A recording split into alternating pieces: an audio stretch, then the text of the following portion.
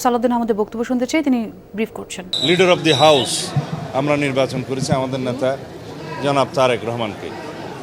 তিনি প্রধানমন্ত্রী হিসেবে শপথ নেবেন ইনশাআল্লাহ আজকে বিকেলে 4টার সময় মন্ত্রিসভা শপথ নেবে। এর মধ্য দিয়ে আমরা অঙ্গীকার আবদ্ধ হয়েছি, প্রতিশ্রুত হয়েছি, আমাদের দায়িত্ব অনেক বেড়ে গিয়েছে। এটা আমরা ক্ষমতা বলি না, এটা বলি দায়িত্ব। এ দেশের জনগণের প্রত্যাশা, মুক্তিযুদ্ধের প্রত্যাশা, মুক্তিযোদ্ধাদের প্রত্যাশা, ছাত্র গণ অভ্যুত্থানের যারা শহীদ হয়েছেন, আহত হয়েছেন, বঙ্গত্ব বরণ করেছেন, সর্বস্ব হারিয়েছেন, তাদের আকাঙ্ক্ষা এবং প্রত্যাশা, এই জাতির প্রত্যাশা সব কিছু আমাদেরকে পূরণ করতে হবে গণতান্ত্রিক পদ্ধতিতে। বাংলাদেশের জাতীয় সংসদ হবে সমস্ত বিষয়ের আলোচনার কেন্দ্র। আগে ছিল শুধুমাত্র বিন্দু, এখন হবে সেটা কেন্দ্রবিন্দু, বাংলাদেশের জাতীয় সংসদ। এবং এখানে রাষ্ট্র কাঠামোর গণতান্ত্রিক সংস্কার হবে, সংবিধানের গণতান্ত্রিক সংস্কার হবে। আমাদের যে জাতির প্রত্যাশা, সেই প্রত্যাশা অনুযায়ী তরুণ প্রজন্মের আকাঙ্ক্ষা এবং প্রত্যাশা অনুযায়ী মেধাভিত্তিক, প্রযুক্তি নির্ভর, জ্ঞান নির্ভর জাতি গঠন করতে হবে। New Zealand dairy, excellence in quality. সেজন্য আমাদের প্রয়োজনীয় আইন প্রণয়ন করতে হবে, আইন সংশোধন করতে হবে, সংস্কার করতে হবে সংবিধানের। এগুলো আমাদের অনেক বেশি দায়িত্ব। সুতরাং আমরা মনে করি এটা রাষ্ট্রীয় ক্ষমতা নয়, রাষ্ট্রীয় দায়িত্ব। আমরা এই দায়িত্বের বোঝা যাতে বহন করতে পারি, সেজন্য আমরা সহযোগিতা চাইব সকলের। এই জাতির ঐক্যটাকে ধরে রেখে, এই ঐক্যকে শক্তিতে পরিণত করে, যেটা গণতান্ত্রিক সংগ্রামে হয়েছিল ফেসিবাদ বিরোধী জাতীয় ঐক্য, এই ঐক্যকে শক্তিতে পরিণত করে এই জাতিকে এগিয়ে নিয়ে যেতে হবে। এর কোনো আমরা শুনছিলাম আপনি বক্তব্য দিচ্ছিলেন ভেতরে, আমরা যেটা বাইরে থেকে শুনতে পাচ্ছিলাম, সংবিধান সংস্কার পরিষদের শপথ আপনারা নিচ্ছেন না, যেহেতু সংবিধানে নেই, এই বিষয়টি ব্যাখ্যা করবেন। আমরা গতকাল থেকে বিষয়টি পরিষ্কার করেছি। গণভোটের রায় অনুসারে জনগণের যে ইচ্ছা এবং গণভোটের যে রায়, সেটার প্রতিফলন ঘটাতে গেলে সংসদে যেতে হবে আগে, এবং সংসদে প্রয়োজনীয় আইন এবং সংবিধান সংশোধন করতে হবে। সেইটা সংশোধন করার পরে যিনি শপথ বাক্য পাঠ করাবেন,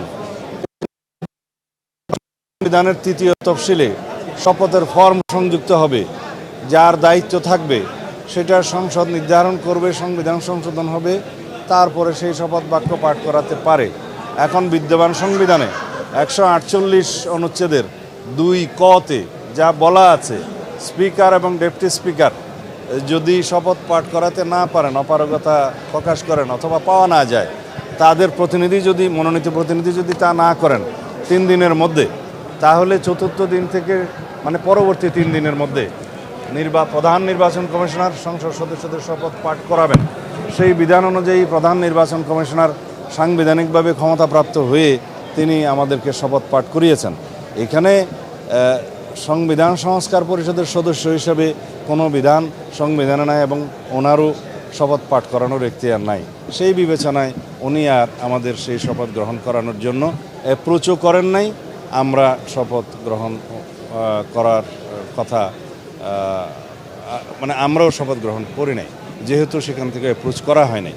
এটা সাংবিধানিকভাবে সমস্ত কিছু পরিচালিত হওয়া দরকার, এবং আমরা এই পর্যন্ত যা এসেছি সাংবিধানিক পদ্ধতি মেনেই এসেছি, এবং বাংলাদেশের আগামীতেও আমরা সাংবিধানিকভাবে এই রাষ্ট্রটাকে পরিচালনা করতে চাই। পার্লামেন্টারি পার্টি মিটিংয়ে সংসদীয় দলের নেতা নির্বাচিত হয়। আজকে আমি আগেই বলেছি যে আমাদের নেতা জনাব তারেক রহমানকে আমরা সংসদীয় দলের নেতা নির্বাচিত করেছি, এবং তার প্রেক্ষিতে আমরা রাষ্ট্রপতির কাছে চিঠি পাঠিয়েছি যাতে আমাদের সংসদীয় দলের নেতা, মেজরিটি পার্টি লিডার হিসেবে তাকে প্রধানমন্ত্রী হিসাবে সরকার গঠন করার সুযোগ দেন। সেই চিঠি আমরা পাঠিয়েছি, এবং যতজন সদস্য উপস্থিত ছিল সবাই উপস্থিত ছিলেন, যারা শপথ গ্রহণ করেছেন সবাই দস্তখত করেছেন। তারপরে আমাদের নেতা জনাব তারেক রহমান আমাদের উদ্দেশ্যে 2টা অনুশাসন দিয়েছেন। কোনো সংসদ সদস্য ট্যাক্স ফ্রি গাড়ি নেবেন না। দ্বিতীয়ত, সরকারি কোনো প্লট সংসদ সদস্য হিসাবে গ্রহণ করবেন না। এটা আজকে পরিবর্তনের শুরু হলো।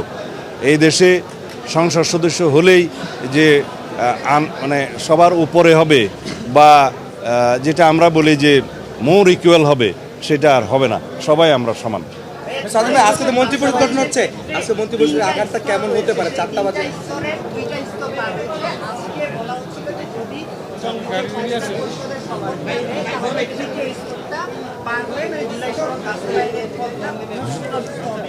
জুলাই জাতীয় সনদের প্রত্যেকটি বিষয়, জুলাই জাতীয় সনদ রাজনৈতিক সমঝোতার দলিল হিসেবে যেভাবে স্বাক্ষরিত হয়েছে একটা ঐতিহাসিক অনুষ্ঠানের মধ্য দিয়ে, সেটা যেভাবে স্বাক্ষরিত হয়েছে সেটা আমরা অক্ষরে অক্ষরে প্রতিপালন করতে অঙ্গীকারাবদ্ধ, প্রতিশ্রুতিবদ্ধ।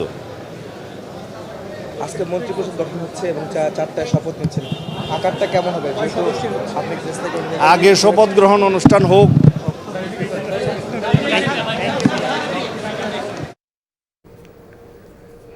দর্শক, আমরা সালাদ আহমদের বক্তব্য শুনছিলাম।